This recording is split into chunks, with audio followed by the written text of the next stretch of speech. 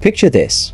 A cocky soldier, built like a tank, son of a Pentagon colonel, decides to humiliate a female drill instructor in front of 50 recruits. He lunges at her with a smirk on his face, expecting an easy win. 3 seconds later, he's face down on the mat, gasping for air, his arm locked at an impossible angle, slapping the ground in desperate surrender. The room goes dead silent. Then someone notices it, a tattoo sliding into view on her arm. The Naval Special Warfare Trident. That's when they realized they weren't dealing with just another drill instructor. This woman was a ghost from the shadows, forged in battles most soldiers only hear whispers about. This is the true story of Master Sergeant Elena Ro, and what happened next changed Fort Valor forever. Stay with me, because what you're about to hear will blow your mind. Fort Valor, Texas, summer, late July, the kind of heat that turns concrete into a cradle and makes every breath feel like you're swallowing fire. This sprawling military installation stretched across the southern landscape like a small city-old brick barracks,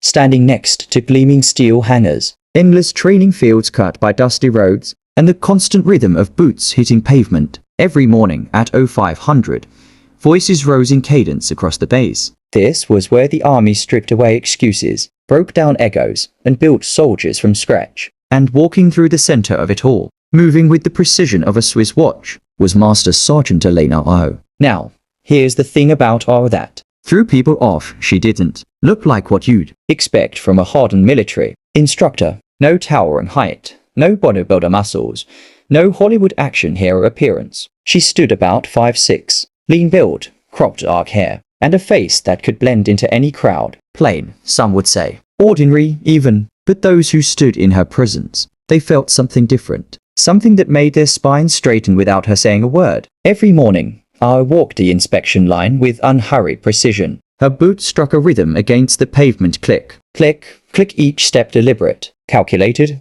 Her eyes missed nothing. A crooked name tag 3 recruits down. She saw it. A collar sitting wrong. Caught it. A cap tilted half a degree of standard. Fixed before you even realized she'd moved. She never shouted, never made a scene, never raised her voice above conversation level. Yet somehow, that made her more intimidating than the screaming drill sergeants in the next building over. Straighten that blouse, soldier, she'd say quietly. And it happened instantly. Eyes forward, and every gaze locked ahead like they'd been nailed in place. Private Harper Lee, 21 years old and sharp as they come, noticed something the others missed. Every time a sudden noise cracked across the training field, a door slamming, a track backfiring, artillery practice in the distance, Ro's right hand would twitch. Just for a split second, her fingers would move toward her hip, as if checking for a weapon that wasn't there. It was subtle, lightning quick, the kind of reflex you'd only catch if you were really paying attention. Harper filed it away in her mind, her curiosity growing with each passing day. Drill instructors were tough, sure, but Ro carried herself differently, like someone who'd seen things, done things that went way beyond running obstacle courses and teaching parade formations. But there was one person at Fort Valor who didn't share that respect. One person who looked at Master Sergeant Ro and saw not a warrior, but a target. His name was Private First Class Mason Caldwell. Mason Caldwell was 23 years old, 6'2", built like a linebacker, and absolutely convinced that the army should bend around him. And why wouldn't he think that? He was the son of Colonel David Caldwell, currently stationed at the Pentagon. His grandfather had been a decorated Army Ranger who'd fought in 3 wars. Military excellence wasn't just in Mason's blood, it had been drilled into his identity since birth. But here's the problem with being handed confidence your whole life. Sometimes it hardens into something uglier: entitlement, arrogance, the belief that rules are for other people. From day one at Fort Valor, Caldwell made his opinions crystal clear. He'd mutter to the recruits around him during formations, just loud enough for others to hear.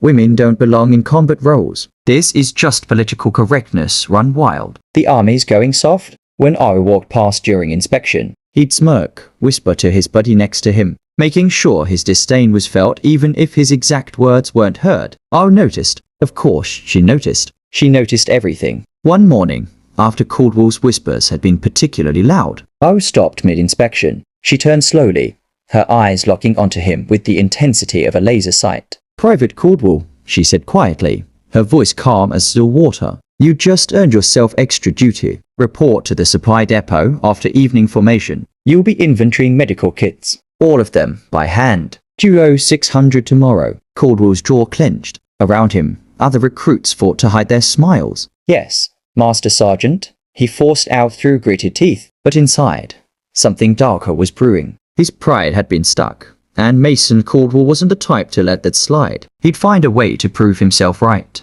To show everyone that this woman, this quota hire, as he thought of her, didn't deserve to wear the uniform. He just needed the right moment. 3 days later, the temperature hit 103 degrees by 1000 hours. The obstacle course shimmered in the heat like a mirage, and recruits stood at the starting line already drenched in sweat. The standard was clear. Complete the course in under 15 minutes. Full combat load.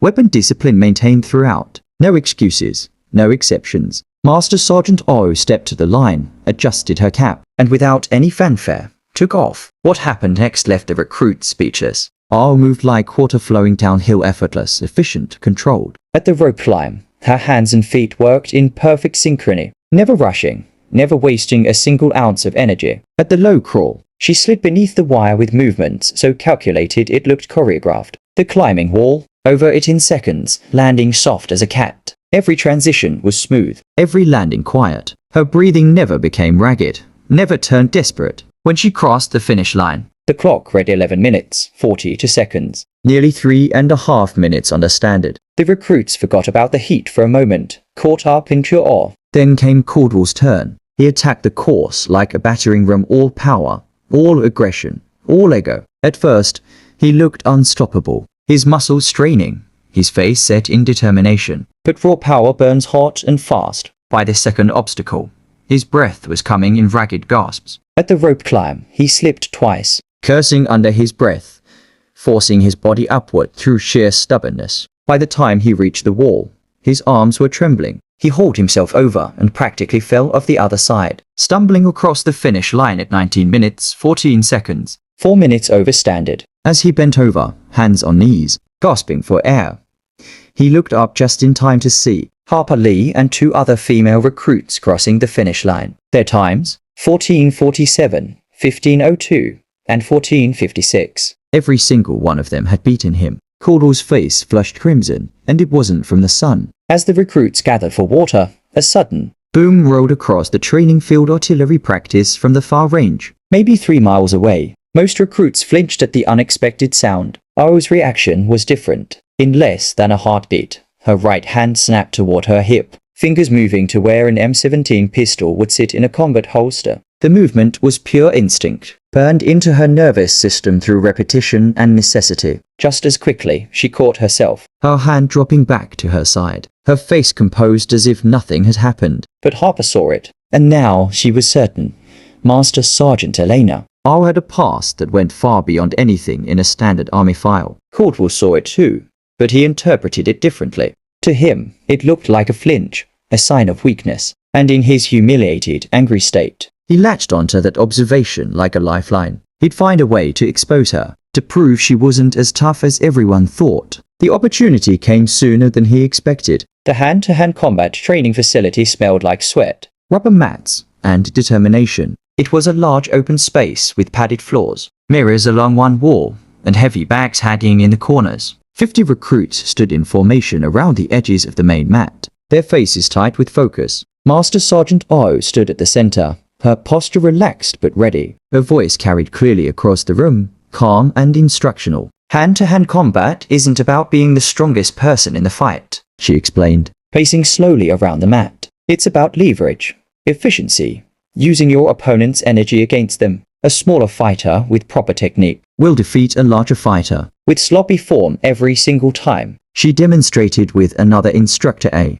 muscular staff sergeant who outweighed her by at least 60 pounds. With precise movements, she showed how to redirect a punch, how to use hip rotation to generate power, how to control an opponent's balance and take them down with minimal effort. Every movement was clean, controlled, textbook perfect. The key, she continued, is never to meet force with force. You redirect it, absorb it, and return it to sender. Now, I need a volunteer for the next demonstration. Silence stretched across the room for 3 long seconds. Then Mason Caldwell stepped forward, a smirk playing at the corners of his mouth. The atmosphere in the room shifted immediately. Whispers rippled through the formation. Recruits exchanged glances, their eyes wide. silently asking each other, "Is he really going to do this?" O's expression didn't change. She simply nodded, gesturing him forward onto the mat. "The drill is simple, private," she said evenly. "You're going to attempt a front grab hands to my shoulders. I'll demonstrate proper defensive technique and a basic takedown.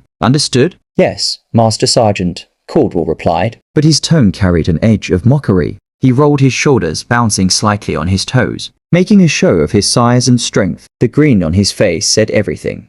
He thought this was going to be easy. He thought he was about to prove a point. Time seemed to slow down. Caldwell shifted his weight forward. Then, instead of going for the shoulders as instructed, his hands shot upward, reaching in a way that was deliberately inappropriate, designed to humiliate rather than train. Casts erupted from their recruits, but O's body was already moving. What happened next took 3 seconds, maybe less, but it would replay in the minds of everyone, present for years to come. Sidestep, swift as a striking snake, her hand captured his wrist mid-reach, her fingers finding the exact pressure. Point, twist.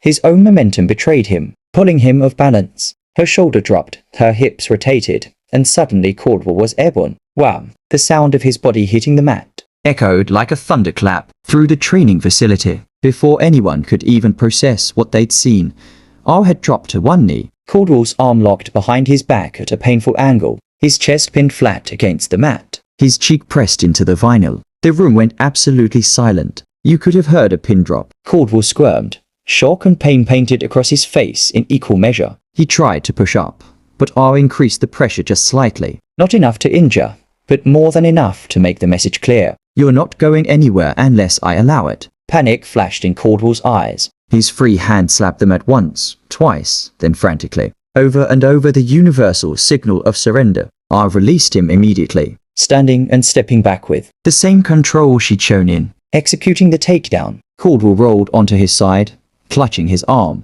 gasping for air like a fish pulled from water. His arrogance had been replaced by something else entirely. Humiliation, shock, and the dawning realization that he'd made a catastrophic miscalculation. As O straightened her uniform, adjusting her sleeves, something caught the light. The edge of her sleeve had slipped back during the takedown, revealing a glimpse of her forearm. And there, etched into her skin in black ink, was an unmistakable image. The Naval Special Warfare Trident. The symbol of Navy SEALs. Harper Lee's eyes went wide. "Oh my God," she whispered under her breath. The whisper spread like wildfire across the formation. "Did you see that? Is that what I think it is?" "That's the SEAL Trident." "No way. She's Special Forces." O looked down at Caldwell, who was still struggling to catch his breath on the mat. When she spoke, her voice was calm, but it carried the weight of absolute certainty. "Confidence keeps you alive in combat, Private. Arrogance gets your team killed. Remember that." The words landed with more force than the takedown itself. Around the mat, 50 recruits stared at their instructor with new eyes, seeing her completely differently than they had just moments before. This wasn't just a drill instructor going through the motions. This was someone who'd been forged in battles they couldn't even imagine. By the time the session ended and recruits filed out of the training facility, phones were already being pulled from pockets despite regulations. Shaky footage captured from corners of the room. Angles that barely showed the action but captured enough. By evening, the whispers had spread across the entire base.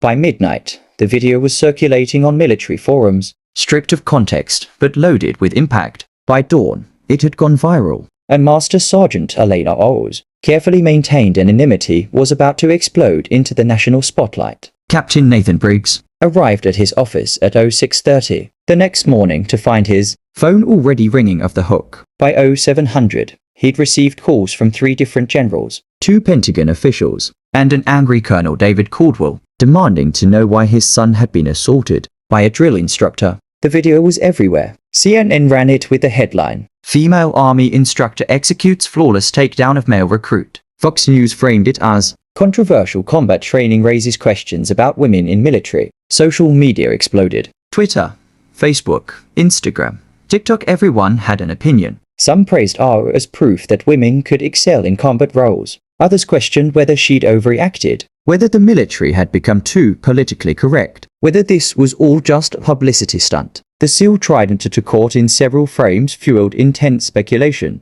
Comment sections filled with people trying to piece together her story. She must be one of the first women to go through Bud Essane, maybe. She was attached to SEAL teams, This has to be classified. Stuff. The Pentagon is hiding something. By 800.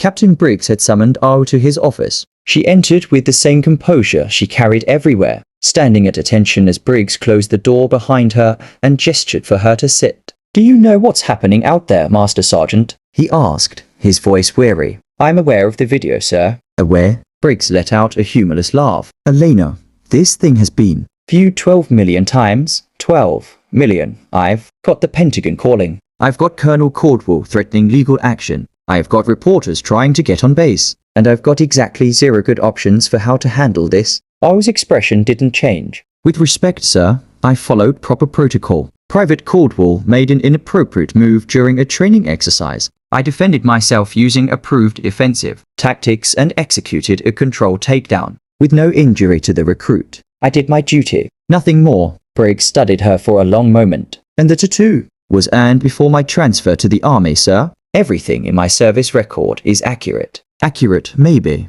But complete?" Briggs raised an eyebrow. "I've been doing some reading since last night. Your file has more redactions than a CIA briefing." "What exactly were you doing before you showed up at Fort Valor?" "I am afraid most of that information is classified, sir." "Of course it is." Briggs rubbed his temples. "Look, Elena, I'm not trying to jam you up here, but I need to know. Is there anything that's going to come out of this that I should be prepared for?" "No, sir. My service record speaks for itself." Another long pause. Then Briggs's phone buzzed with an incoming call from a number he recognized. "The Pentagon." He answered it, listened for several minutes, his expression shifting from concern to surprise to something that almost looked like relief. When he hung up, he looked at Ro with new eyes. "Well," he said slowly, "that was interesting. Seems you have some friends in high places who are very interested in making sure this situation gets handled correctly. The official position from the Pentagon is that you acted appropriately, that Private Caldwell stepped out of line, and that this incident demonstrates the high caliber of training happening at Fort Valor." Ro nodded but said nothing. "There's more," Briggs continued. "They want you to develop an advanced combat training program, something that takes what you demonstrated and turns it into a curriculum we can implement across multiple installations. They're giving you a budget, resources, and full authority to design it however you see fit." For the first time since entering the office, Ro showed emotion, a slight widening of her eyes, a hint of surprise. "They're turning a scandal into an opportunity," Briggs explained. "Smart play, actually, and it gets you out of the spotlight, while giving the army something positive to talk about." "Understood, sir." "One more thing," Briggs's voice softened slightly. "Off the record, that was one hell of a takedown. Caldwell had it coming, and everyone knows it. I'm glad someone finally put that kid in his place." "Thank you, sir." As Ro stood to leave, Briggs added, "Elena, whatever you did before you came here, whatever that tattoo represents, I'm glad you're on our side." Ro allowed herself the smallest smile. "So am I, sir." In the days following the incident, Mason Caldwell became a ghost at Fort Valor. He moved through formations like a shadow, avoiding eye contact, speaking only when directly addressed. The whispers followed him everywhere. "That's the guy. Can't believe he tried that. Got what he deserved." He lay in his bunk at night, staring at the ceiling, replaying those 3 seconds over and over in his mind, the feeling of being completely helpless, his strength meaning nothing, his confidence shattered against the reality of true skill. He thought about requesting a transfer. Hell, he thought about quitting altogether. When he finally worked up the courage to call his father, expecting sympathy or maybe some strings to be pulled, Colonel David Caldwell gave him something entirely different. "You made a mistake, Mason," his father said, his voice hard. "A big one. And now you have 2 choices.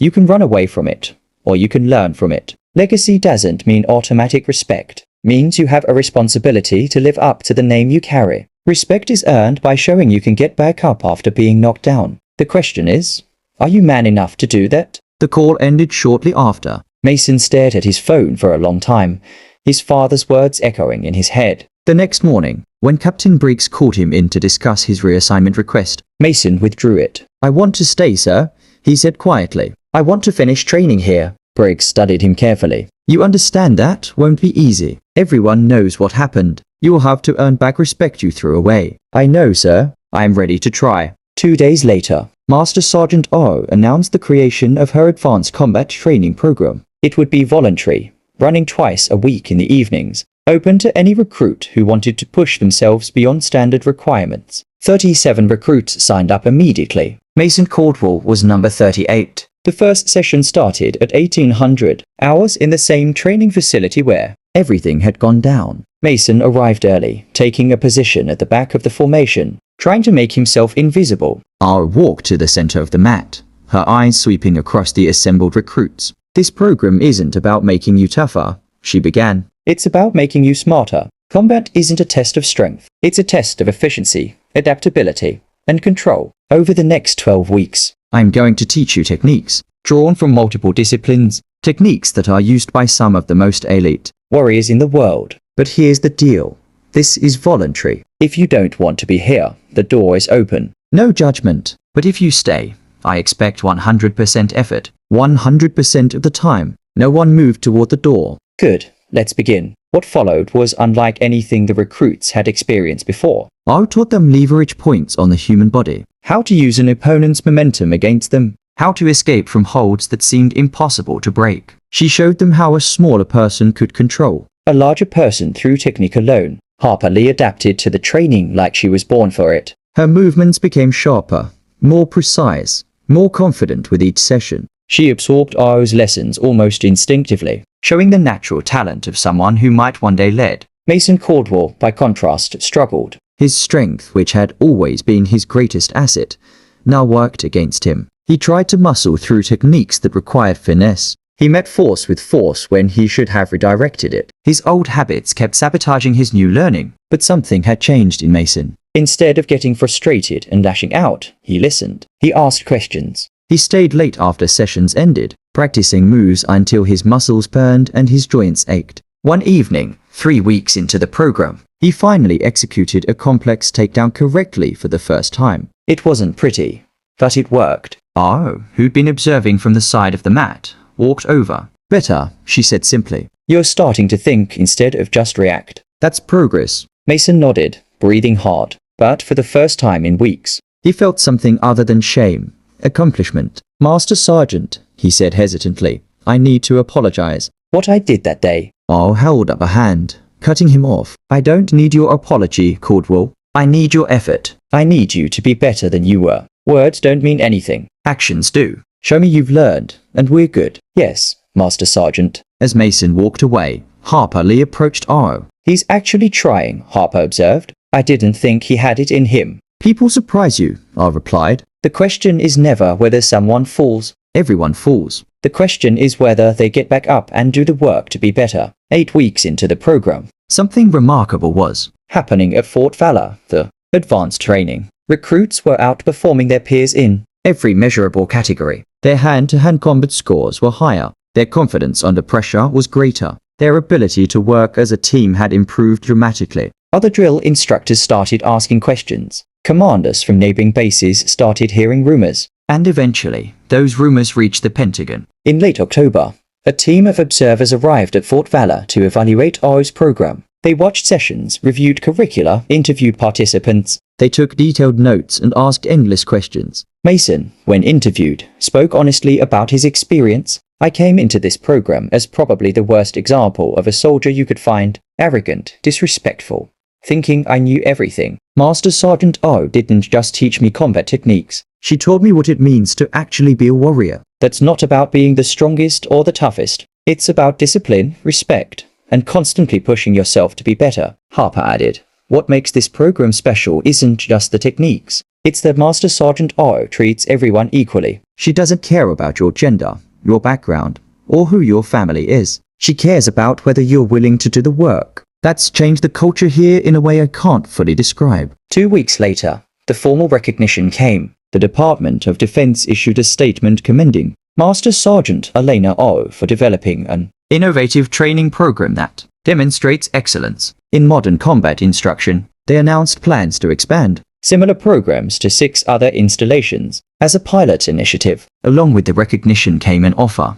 Ro could step into a consulting role, traveling between bases, shaping Army training doctrine on a national level. She thanked them for the opportunity and declined. My place is here, she told Captain Briggs. These recruits are my mission. I can do more good working with them directly than I can behind a desk or on an airplane. Briggs smiled. I thought you might say that. December brought cold winds to Fort Valor. sweeping across the training fields and cutting through even the thickest uniform jackets. But inside the advanced combat training facility, the air was warm with exertion and determination. The first group of recruits was graduating from the 12-week program. They stood in formation, their postures sharp, their eyes forward, as Master Sergeant Ro addressed them one final time. When you started this program, she began. Some of you were here to prove something. Some were here because you wanted to be challenged. Some were here because you had no other choice. Her eyes found Mason Caldwell in the formation. He stood straight, his expression serious, but no longer carrying the arrogance that had once defined him. What matters isn't why you started, Ro continued. What matters is that you finished. You put in the work. You pushed through the pain and the doubt.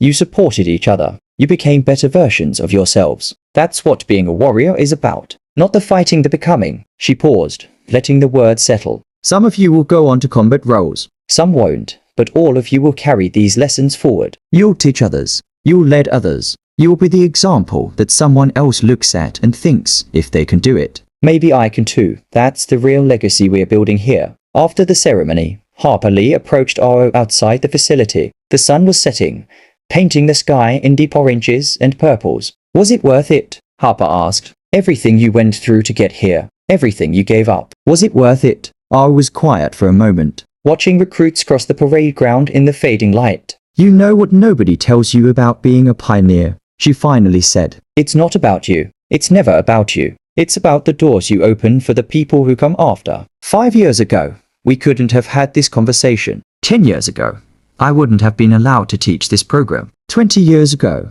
half these recruits wouldn't have been here at all. She turned to look at Harper directly. So yes, it was worth it. Because someday, you're going to be standing where I'm standing. And some young recruit is going to look at you and realize what's possible. That's the legacy. Not headlines or medals or recognition. The quiet change. The doors that stay open after we walk through them. Harper nodded slowly, understanding settling in her eyes. I won't let you down, Master Sergeant. I know you won't. 6 months later, Mason Caldwell graduated basic training at the top of his class. He requested assignment to the 75th Ranger Regiment and was accepted. The arrogant kid who tried to humiliate his instructor had become a disciplined soldier who understood that true strength came from mastery of self. Harper Lee went on to officer candidate school, where she graduated second in her class. She became a platoon leader, and 3 years later, was one of 50 women selected for Ranger School. She passed on her first attempt. Master Sergeant Elena Ro remained at Fort Valor, quietly shaping the next generation of soldiers. Her advanced combat training program expanded to 23 installations across the Army. Thousands of recruits went through it, each one carrying forward the lessons they'd learned. The viral video that had started everything eventually faded from public memory, replaced by newer controversies and fresher scandals. But at Fort Valor, the impact remained. Walk through the training facilities today, and you'll see male and female recruits training side by side, treating each other with genuine respect. You'll see drill instructors teaching techniques once reserved for special operations units. You'll see a culture that values skill over strength, discipline over arrogance, teamwork over individualism. And if you look carefully, you might catch a glimpse of a lean woman with cropped hair, moving through formations with quiet authority, her presence commanding respect without demanding it. She's not trying to be a hero. She's not looking for recognition or fame. She's just doing the work, opening doors, building legacies, being the warrior she always was. And that's the story of Master Sergeant Elena Ro and the 3 seconds that changed Fort Valor forever. A reminder that real strength isn't about size or power, it's about skill, discipline, and the courage to challenge the status quo. If this story inspired you, hit that like button and subscribe to Silent Warriors for more incredible true stories of courage, determination, and warriors who change the game. Drop a comment and let me know. What would you have done in Mason Caldwell's position? Until next time, stay strong, stay humble, and never underestimate the quiet warriors among us.